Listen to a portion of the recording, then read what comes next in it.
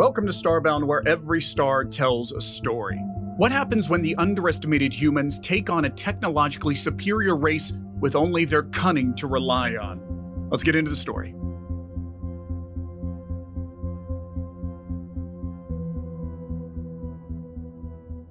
The stars were cold and relentless, mirrored in the vast expanse of the Dauntless's view screen. Captain Kai Morrison stared out at the infinite black, the grim lines etched on his face deeper than the furrows of a cratered moon. News of the Vanduul invasion fleet had arrived less than an hour ago, a death sentence for any world caught in the path of their armada. The Vanduul, a name spoken with dread across human space. They were renowned for brutality matched only by their technological superiority. Their sleek warships covered in weapons like the scales of some predatory cosmic beast dwarfed anything humanity could field. All hands, battle stations!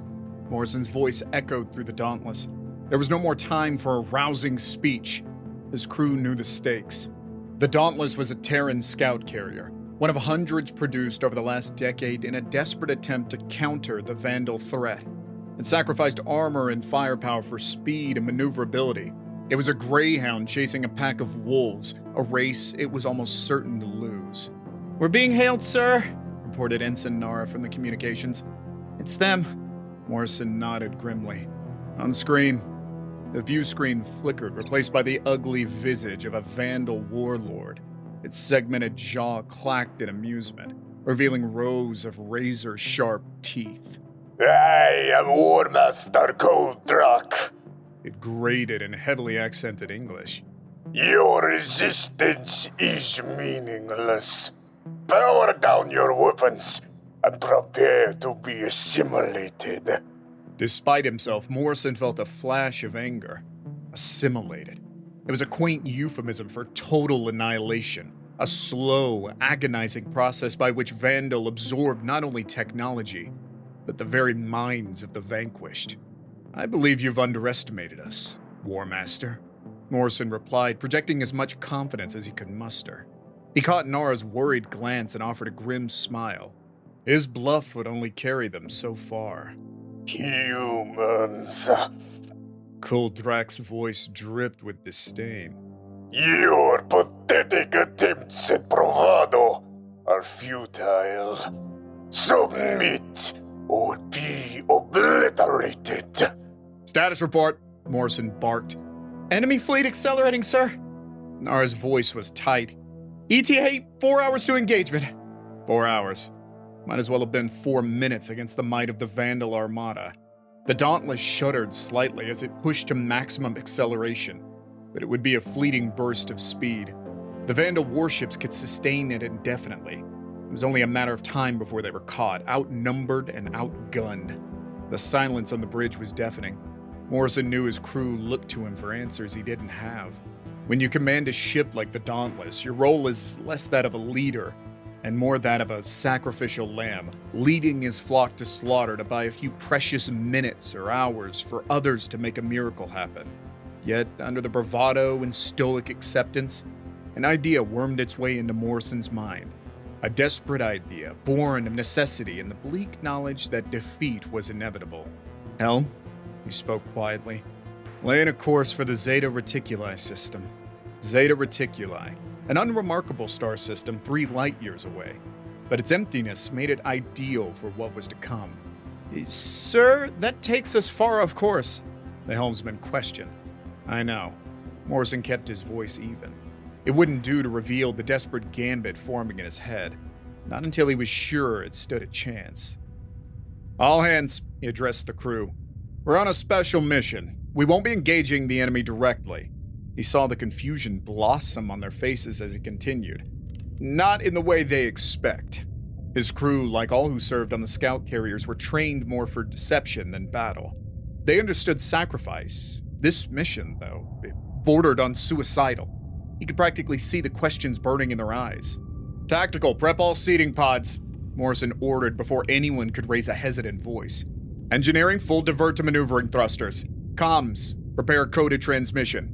Piece by piece, his plan began to coalesce.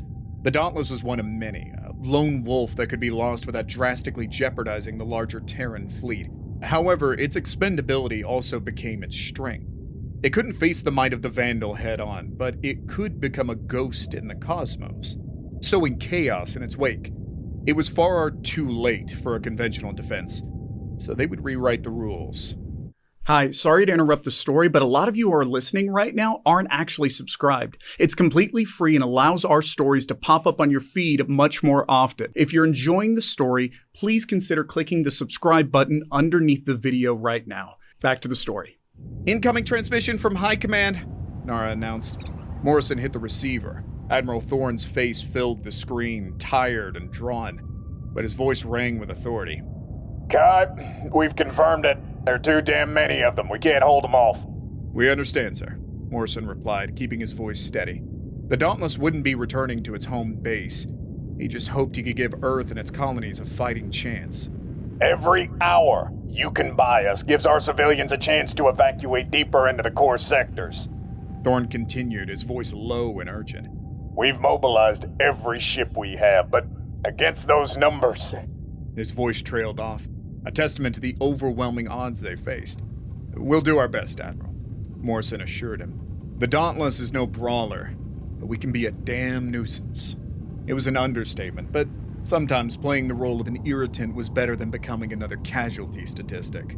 Thorne managed a grim smile. I've always admired your grit for understatement, Kai. Godspeed. The transmission ended with military terseness, a stark reminder of the war's cold reality. Miss Nara, get that coded message out, highest priority. Morrison turned to his communications officer. Engineering, he barked. I want those maneuvering thrusters redlined, every ounce of extra speed. Helm, you keep us on course for Zeta Reticuli. We've got a minefield to sow. As his orders reverberated across the ship, Morrison finally allowed himself a breath. It wasn't merely an act of desperation, it was an act of defiance. This war wasn't about matching the enemy in pure strength. Humans never could. It was about fighting on their terms, changing the rules, and sometimes that meant turning the tools of defeat into unorthodox weapons. The Dauntless hummed with activity. Each seeding pod was a tiny egg of destruction, packed with a specialized explosive designed to be undetectable by standard sensors, yet capable of tearing apart much larger craft. For years, fleets of scout carriers had been scattering these pods across vast swaths of space, hidden traps in the cosmic web of hyperspace lanes, a doomsday contingency against an invasion like this. Now it was time for the Dauntless to add to that deadly constellation. To sow a harvest the Vanduul would reap in fire and devastation. In his own way, Kai Morrison was turning his ship into a cosmic gardener, planting seeds of ruin. He couldn't help a bitter grin. They always sneered at humanity's flimsy ships, seeing them as a sign of weakness. Soon the Vanduul would learn that a ship's power didn't reside in the thickness of its armor, but in the cunning of its crew and the lethal cargo it might carry. Hours bled into each other as the Dauntless streaked towards Zeta Reticuli. The crew worked in near silence, haunted by the certainty this was a one-way journey. Each seeding pod launched into the void felt like a ticking time bomb, marking the dwindling minutes of their own lives. Yet there was a grim purpose in them, a strange kind of hope nestled in the heart of annihilation. Their sacrifice might turn the tide, might give Earth, their home, a chance to survive against insurmountable odds. Nara's voice interrupted Morrison's reverie. Sir, we're picking up Vanduul Vanguard ships. They've broken formation, hot on our trail. Her face was determined, hiding any fear she might be feeling. Expected, he said. Any ship capable of catching us is going to be lighter and faster. Exactly the kind that wouldn't survive a run-in with our little surprises. Morrison hoped he was right. His plan hinged on luring the enemy into the death trap they were meticulously creating. He peered at the tactical display. 5 blips bloomed red, closing fast. The Dauntless was a hare leading a pack of hounds. But the hare would soon turn and show its teeth. Engineering, I need maximum sustainable speed. I want those thrusters white-hot, Morrison ordered. The ship shuddered in response, the whine of engines reaching a fever pitch. A flicker of anticipation ran through him. This was it. The moment their desperate plan would either work or end in spectacular failure. Tactical, first wave of pods ready. Weapons Officer Lieutenant Chang's voice cut through the tension. "Launch on my mark!" Morrison leaned forward, his eyes glued to the incoming Vanduul ships. Closer, closer, almost in range. Now! With a series of muffled thuds, the first wave of seeding pods ejected from the Dauntless, vanishing into the inky depths of space. If the arrogant Vanduul noticed, they would only see harmless debris, not the doomsday weapon those pods represented. "Sir, enemy ships increasing speed!" Nara exclaimed. "They're taking the bait!" "Excellent." Morrison allowed a sliver of grim satisfaction. The Vanduul, notorious for their bloodlust and pursuit of weaker prey, couldn't resist an easy target. Status on the Minefield deployment. He needed to know how much of their lethal net was in place. 30% deployed, sir. They're scattering on optimal vectors. Lieutenant Chang's voice held a mixture of efficiency and grim determination. Each report was another tick on the clock, counting down to their inevitable end. The Vanduul vanguard, now a swarm of predatory shapes on the tactical display, was oblivious to the deadly net tightening around them. Morrison imagined them laughing amongst themselves, picturing the terrified human crew scrambling in their frail, underarmed ship. They wouldn't be laughing for long. He glanced across at Nara, who met his eyes with a steely glint. They'd known from the beginning that this was a suicide mission, yet not a flicker of regret showed on their face. There was a strange sort of pride in this, in being a human, facing impossible odds without backing down. "Helm, evasive maneuvers. Let's give them the illusion of a chase." Morrison grinned, a predatory flash of teeth. He couldn't make this easy for the aliens. The Dauntless dodged and weaved, the thruster screaming in protest as it pushed its limits. Incoming fire from the pursuing ship seared across its shields, but none of the blasts were critical. The Vanduul wanted their prey alive, a trophy to gloat over before assimilation. 60%, sir! Chang barked out another status update. They were running out of both space and time. Soon there wouldn't be room to maneuver. It was all going according to plan, but Morrison could feel the tension coil through him. It was too easy, the Vanduul falling for his ploy with such predictable zeal. Were they starting to suspect? A trap of this size can only be the work of a larger force, not a lone, desperate scout carrier. "Brace for impact!" Nara shouted a warning. The Dauntless shuddered violently as a glancing shot tore through its outer hull. Alarms blared, but they were meaningless now. The ship had served its purpose. 80% deployed, Chang reported, his voice barely wavering. 1 minute until... He stopped, the unspoken words hanging in the thick air. 1 minute until they entered the heart of the minefield they had created. Morrison clenched his fists. The Vanduul vanguard now swarmed around them, eager for the kill. It was time to end this charade and give them what they wanted. Just not in the way they expected. "Helm, hard to port, bring us around. Full stop on my mark," Morrison ordered, his voice echoing the finality of his decision. The Dauntless responded with a groan, abruptly changing course and cutting its thrusters.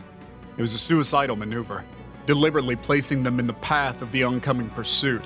If nothing else, it would buy precious seconds, ensuring an even greater density of mines in the heart of their trap. "Contact imminent!" Nara practically screamed as the Vanduul attack ships loomed monstrously large, their weapons firing in a frenzy to tear the Dauntless apart. 30 seconds! Chang's voice was strained, but his focus unwavering. Then it came. The first detonation. A Vanduul scout rushing heedlessly forward collided with an unseen mine. The explosion tore through the void, soundless yet blinding in its flash. The Vanduul ship wasn't simply destroyed, it disintegrated, vanishing in a shower of debris and white-hot metal. "Hit! Direct hit!" Chang shouted, a flicker of triumph cutting through his professional demeanor. "Now!" Morrison roared as the remaining Vanduul panicked, their formation shattering, but now there was nowhere to run. The next few seconds were a maelstrom of light and death. One by one, the Vanduul ships blundered into the minefield, detonations rocking the Dauntless and throwing the crew against the walls despite the inertial dampeners. "We're taking fire! Shields at 60%! Nara's voice was thick with urgency. Another Vanduul ship exploded, showering the Dauntless with superheated debris. The bridge crackled with static as warning systems shrieked in a chorus of impending doom. "Helm, evasive action!" Morrison barked, even though it was pointless. They were trapped in the maelstrom, a a sacrifice to unleash chaos on the Vanduul. The Dauntless was wounded, but they'd taken out the entire vanguard, buying precious time for what remained of the human fleet. Shields critical! Brace for...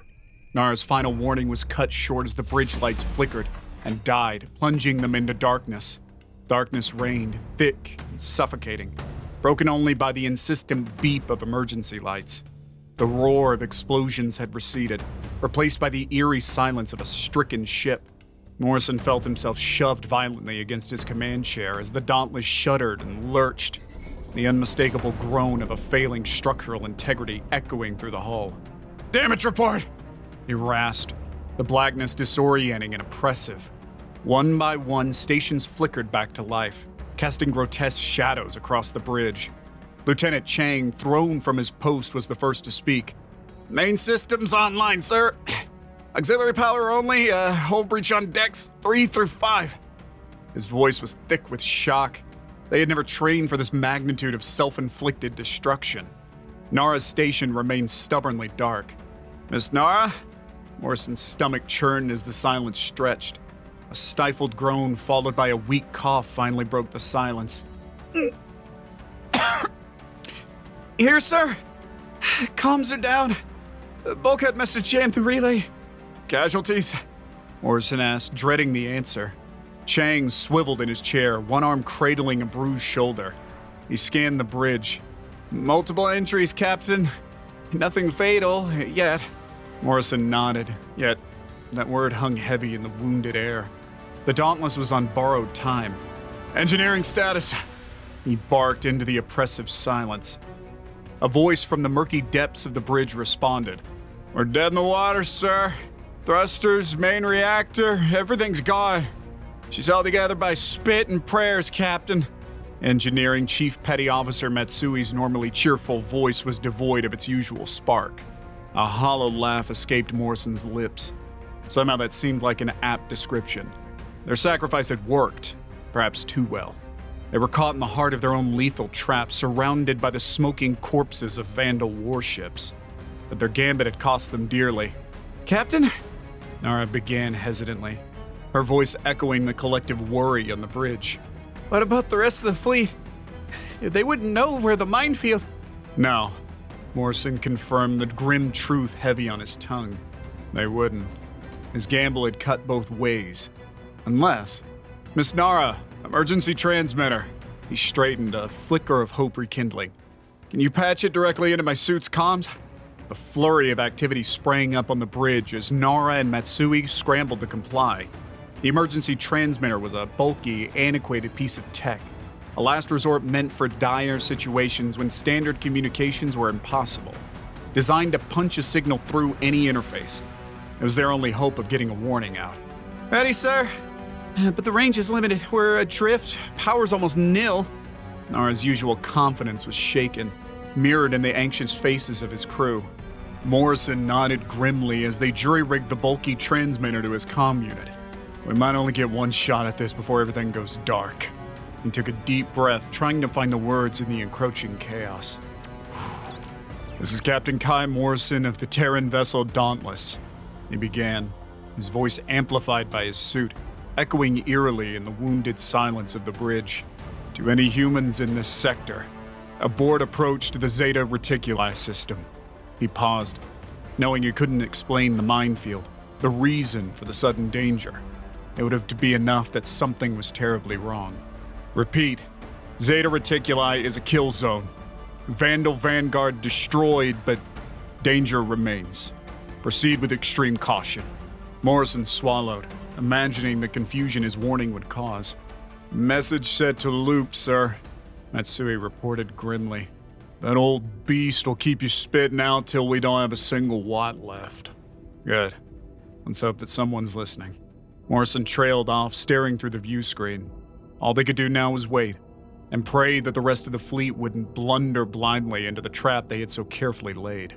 Hours crawled by in a limbo of tense waiting and dwindling power.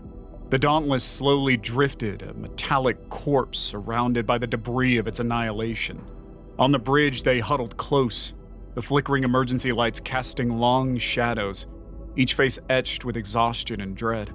Suddenly, Nara jerked upright as the emergency communication system picked up an incoming signal. Incoming signal, sir! It's Admiral Thorne! Morrison surged to his feet. On screen! Thorne's face, haggard but determined, filled the view screen. Kai? We picked up your transmission. What the hell happened out there? We sprung a trap, Admiral, Morrison replied with a weary smile. One the Vanduul won't soon forget. He gestured vaguely at the view screen, now filled with the graveyard of broken Vanduul ships. It's a two-way street. The minefield covers the entire approach. Thorne's eyes widened. Damn it, Kai. He swore, then slumped with sudden weariness. How many ships did you take down? Their entire vanguard, sir, but it cost us dearly. Morrison knew Thorne understood just how dearly. And the Dauntless? The Admiral's voice was raw. Drifting dead, with every ounce of power spent. He met the Admiral's eyes with grim resolve. We did what we set out to do. We bought you time, Admiral. It's up to you to use it. The transmission crackled, Thorne's image wavering. Understood, Kai. You'll be remembered as heroes. His voice echoed with the weight of his words. Morrison felt a pang of bitterness. Heroes. They were dead men walking. Their names soon to be added to a long, mournful list. But perhaps heroism wasn't about grand victories. It was about making the hard choices, sacrificing everything in the flickering hope of a future. Just save Earth, sir, he responded, saluting crisply. That's enough for me. The transmission cut off. The bridge lighting sputtered, then plunged them into darkness once more. Morrison stood unmoving, staring at the flickering stars. They seemed colder, somehow. The emptiness of space echoed the emptiness inside him. Well, folks, he broke the silence, his voice thick. Looks like we've done our part. Nothing left but to wait for sunrise. He paused, a wry smile touching his lips. Or whatever passes for sunrise in the ass end of the galaxy. One by one, he saw the answering smiles flicker in the darkness. Uncertain and tinged with fear, but brave. Matsui's gruff laugh echoed from somewhere below, followed by Nara's nervous chuckle. His crew, his family, they faced the creeping cold and the inevitable with human defiance mixed with a dash of gallows humor. As they waited in the suffocating darkness, adrift in the deadly trap they themselves had built, there was a strange sense of peace. They had sacrificed everything they had, and against improbable odds, they had given humanity a fighting chance. For now, that was enough. Time lost all meaning in the desolate silence of the dying ship. The only indicator of its passage was the steadily dimming glow of emergency lights and the creeping chill as the last vestiges of power ebbed away. Morrison and his crew huddled close, sharing what little warmth remained, both physically and in the camaraderie born of facing annihilation together. They told stories, old jokes, memories of home, anything to keep the creeping dread at bay. Nara recounted a particularly disastrous date, mimicking voices and exaggerating the ridiculousness, drawing wry chuckles from the crew. Matsui countered with a tale of his first horribly botched engine rebuild and its near-explosive consequences. Even Morrison, normally reserved, shared snippets of his childhood on a lunar colony, painting a picture of a life that seemed a universe away. Then it was Chang's turn. His voice, normally crisp and efficient, cracked slightly as he began. It wasn't a funny story, but one filled with longing and a quiet sort of defiance. My grandmother, he started, then paused, seemingly lost in his own thoughts. She was born during the First Contact War. Chang blinked slowly, as if the image sharpened into focus through time. They were refugees, crammed into a overloaded freighter, fleeing a city in flames, Vanduul bombers overhead. He looked around, meeting the somber stares of his crewmates. She used to tell me stories, to remind me why we fought, not just for Earth, but Chang struggled for the words, for the right to dream, to imagine a future where humans weren't hunted, where we could have families, build lives. Silly things like growing old enough to retire. A heavy silence settled over the darkened bridge, broken only by the soft hiss of malfunctioning life support. That's why we brought them, Morrison said quietly, though his voice was thick with emotion. Time to dream. Time to rebuild. The emergency lights flared for a brief instant, then died completely, plunging them into absolute darkness. Yet even in that all-consuming void, Morrison felt a flicker of hope. They were no longer just waiting for death. They were the keepers of a legacy. Sacrifice made not for victory, but for the mere chance of it. And then, like a distant star piercing the suffocating darkness, a noise broke through the silence. The noise began as a faint thrum, a low, steady vibration that prickled their numb senses. At first, it was easily dismissed as another groan from the dying ship, the creaking of tortured metal. But with every passing second, it grew louder, an insistent hum thrumming through the hull. "What is that?" Nara whispered, her voice a mere breath in the total darkness. "Engines?" Morrison rasped, a dawning realization sending a surge of adrenaline through his veins. "It's a ship."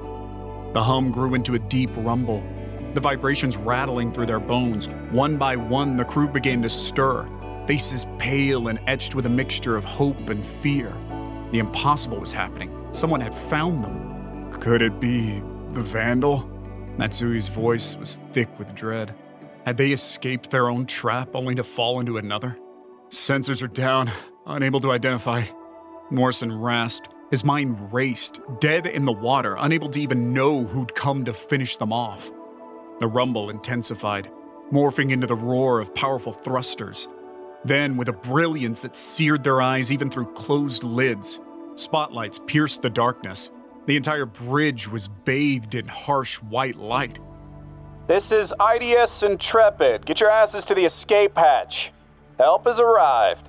Captain Ashley Smith, a vagabond within the IDS. "You wonderful bastards. There's not a chance we are letting you become martyrs." She sniggered down the comms, maneuvering the Intrepid through the minefield. The dauntless crew made their way to the escape hatch. No questions, just a grim walk of determination and relief. Intrepid managed to dock on what was left of the Dauntless. Captain Morrison, the last one to leave. Morrison entered the command deck with a grim look of determination. He addressed Smith directly with a hint of desperation. "The war, what happened?" His question was met with a grin. "The Vanduul came shortly after we got word of what happened here. Your tactics. We learned and improved upon them. The time you provided for us meant we were prepared. Your tactic expanded upon multiple mines set awaiting our enemy. Our mines separated their fleet, separated them into bite-sized chunks. Delicious Vanduul chunks. We ate at those bastards bit by bit until they turned tails and ran back to mommy." Smith's voice trying to disguise a hint of pride. "We still took heavy losses, but we routed them. This old girl got away with the least damage," she said, running her hand across the bridge. "You saved us. You saved Earth. Now let's get you home, heroes." Morrison took in the image of the IDS Dauntless for the last time. A ship no longer reduced to space debris, but the ship that saved humanity. As they accelerated back to Earth, the image flickered off the display, but it had been ingrained into Morrison's memory. IDS Dauntless and its crew had pulled off the unthinkable and showed human ingenuity and defiance in the face of the Vanduul.